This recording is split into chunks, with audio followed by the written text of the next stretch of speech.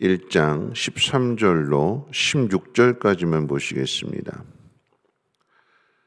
예레미야서 1장 13절로 16절 말씀까지만 제가 봉독하겠습니다. 여호와의 말씀이 다시 내게 임하니라. 이르시되 내가 무엇을 보느냐? 대답하되 끓는 가마를 보나이다. 그 윗면이 북에서부터 기울어졌나이다 하니 여호와께서 내게 이르시되 재앙이 북방에서 일어나 이 땅의 모든 주민들에게 부어지리라.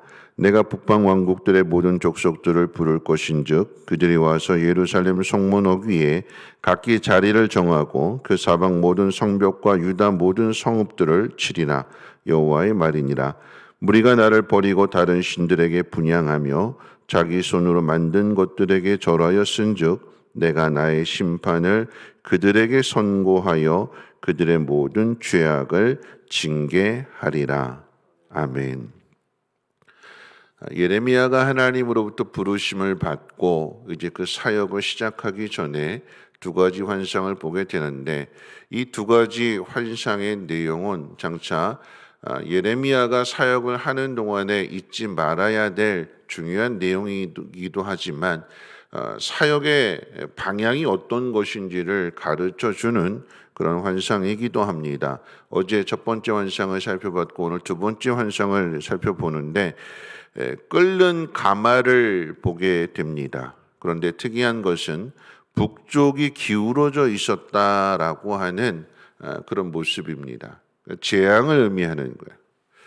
예를 들어서 가마솥에 물이 펄펄 끓고 있는데 이 가마가 한쪽으로 기울어져 있다면 어떻게 될까요?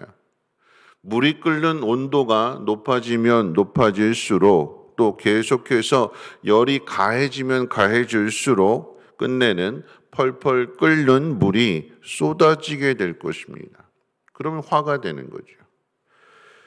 예레미야가 끓는 가마의 환상을 본 내용을 오늘 본문에서도 분명하게 그 답을 가르쳐 주게 되는데 북쪽으로부터 이렇게 기울어졌다라고 하는 것은 북쪽에서 이 남유다를 무너뜨릴 대적들이 쳐들어오게 된다라고 하는 것이고 그래서 이 북쪽에서 온 민족들에 의하여 남유다가 망하게 된다라고 하는 것을 가르쳐 주는데 북쪽에서 온 이 대표적인 민족이 바로 바벨론입니다. 유다는 바벨론에 의해서 망하게 됩니다. 장차 있을 일들, 40년 뒤에 있을 일들을 하나님께서 예레미야에게 보여주신 것인데 문제는 이 남유다의 백성들은 이와 같은 사실, 즉 하나님이 심판하신다는 사실을 전혀 생각하지 않는다라고 하는 것입니다. 여러분이 예레미야서를 살펴보는 내내 꼭 기억하셔야 되는 것은 뽑으신다고 그랬어요. 그 뽑으신다라고 하는 것이 무엇이냐면 이스라엘 백성들 마음속에 있는 두 가지 생각들. 우리는 다윗의 언약을 가지고 있으니까 하나님 절대 우리를 망하게 하지 않을 거야. 또 두 번째는 우리에게 성전이 있으니까 우리는 절대 망하지 않을 거야. 하나님께서 그 두 가지 생각을 무너뜨리시고 다시 새롭게 하시는 것인데 여러분 예레미야가 이 본 내용의 의미를 한번 이렇게 생각해 볼 수 있어요. 아주 오래전에 무한도전이라고 하는 프로그램이 있었는데 그 프로그램 내용 가운데 지구온난화에 대한 그 사태, 그 문제의 심각성을 가르쳐주는 그런 내용이었어요. 한 사람이 그냥 일상적인 생활을 하게 되고 한쪽에서는 한 멤버들이 북극처럼 이렇게 온통 그 안에가 다 얼려져 있는 그곳에 갇혀 있고 또 한쪽은 그 바로 밑에 아주 무더운 몰디브 같은 그런 여름 피서지 그쪽에 이렇게 있는 거야. 이 한 사람이 그냥 일상적인 샤워하고 이렇게 보일러 켜놓고 일상적인 생활을 하게 되는데 불필요한 에너지를 자꾸 사용하게 되니까 이 북쪽에 있는 이 얼음들이 점점 녹아져서 밑에 있는 집에 그 더운 몰디브 지방에 물이 점점 불어나게 되는 거예요. 이와 같은 사실을 행동하는 사람은 전혀 깨닫지 못하는데 그 북극에 있는 사람이나 몰디브에 있는 사람들은 점점 얼음이 녹거나 또 물이 그래서 밑으로 흘러가서 점점 물이 넘쳐나게 되는, 그래서 나중에는 이 몰디브 같은 지역들은 가라앉게 되는, 이걸 그대로 보여주면서 그곳에 있는 사람들은 안타까워하고 그러면 안 되는데 막 발만 동동 구르는 그런 모습이었습니다. 예레미야 심정이 어떤 심정이냐? 지금 모든 것이 다 무너지게 되고 그런 것들을 보게 되는 것이고, 남유다의 백성들의 모습은 어떤 모습이냐? 하나님의 심판이 임하는데 그걸 깨닫지 못하고 그냥 일상적인 생활을 하고 있는 그런 모습들. 지금 예레미야 시대의 모습이 바로 그런 모습이다라고 하는 것입니다. 하나님이 심판하실 것인데, 그런데 남유다의 백성들은 그 사실을 깨닫지 못합니다. 가마가 펄펄 끓고 있으면, 그리고 기울어져 있으면 불 떼는 것을 멈춰야 되는데, 이 가마를 식히기는커녕 계속해서 열을 가하고 있는 모습인데, 그 모습에 대해서 오늘 16절 말씀이 우리에게 가르쳐주고 있습니다.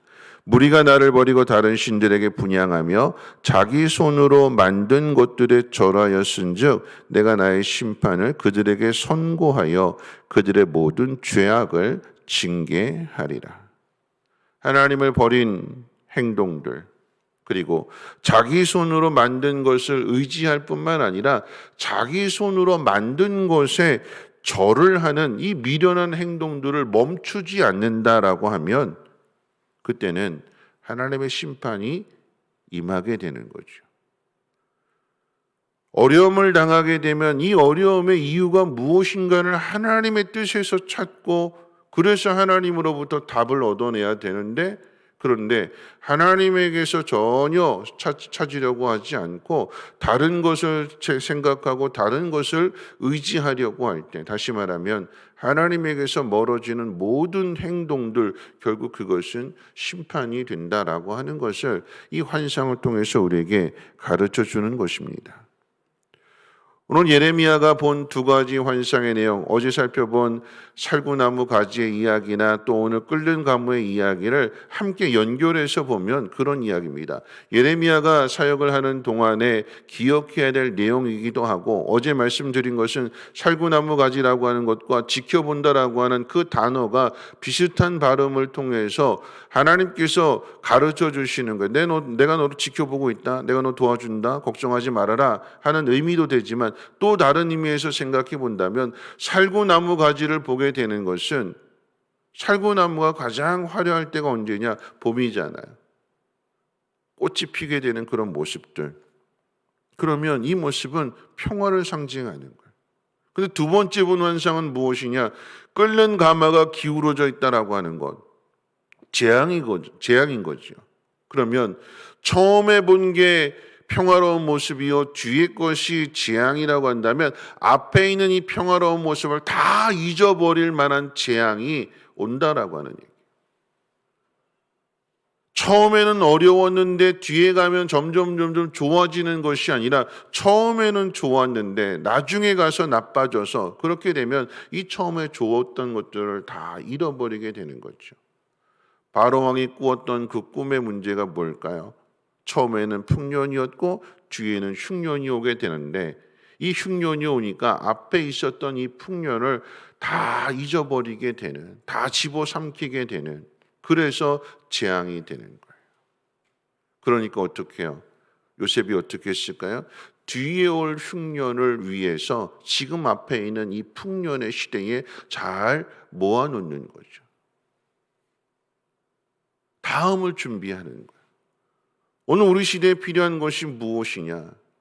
하나님을 아는 사람들만 발을 동동 구르는 거죠. 하나님이 어떻게 하신다라고 하는 것, 하나님이 재앙을 내리신다, 남유다가 망하게 된다라고 하는 것, 이 사실을 하나님으로부터 아는 이 예레미야의 마음만 애타는, 돌이켜야 되는데, 회개해야 되는데. 무엇이 재앙이냐? 하나님이 행하시는 일을 전혀 생각하지 않는 것이 재앙입니다. 무엇이 재앙이냐? 하나님을 가까이 해야 되는데 하나님을 가까이 하지 아니하고 세상 의지하게 되고, 그 세상 앞에 절하게 되는, 자기 손으로 만든 건데 결국은 자기 손으로 만든 것을 의지하기 위하여 하나님이 주시는 것을 버리는 것은 미련한 것이죠. 말씀 맺습니다. 오늘 우리에게 주어진 이 시대의 모습들 속에서 누구의 발이 동동 굴려지고 누구의 마음이 애타지게 되는 걸까요? 하나님 앞에 있는 사람들, 하나님이 하실 일을 아는 사람들, 그 사람들이 애타는 마음으로 하나님의 뜻을 전하게 되는 것이고 하나님 앞에 그들을 위해서 기도하게 되는 오늘 예레미야의 그 마음이 저와 여러분들의 마음이 되어서 이 시대를 위해서 지금의 이 어려운 환경을 위해서 더 이상 끓는 가마에 계속해서 땔감을 공급하는 것이 아니라 끓고 있으면 기울어져 있으면 식혀야 되는 것이고 그것을 바로 보수해야 되는 거지요.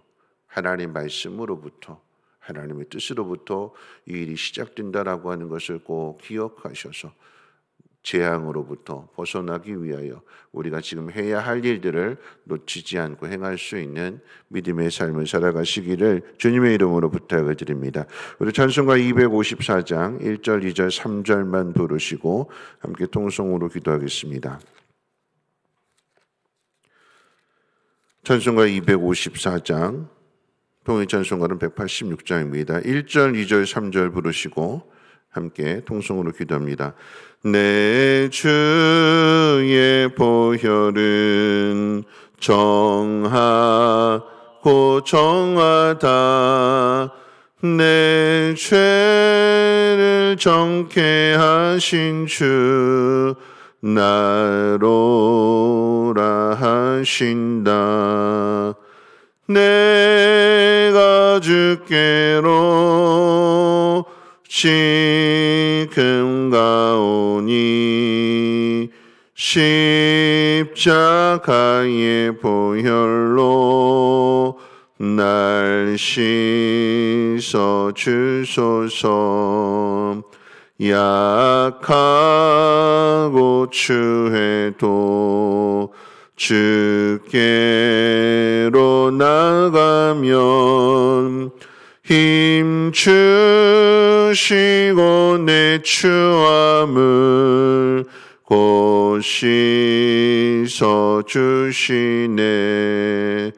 내가 주께로 지금 가오니 십자가의 보혈로 날 씻어 주소서.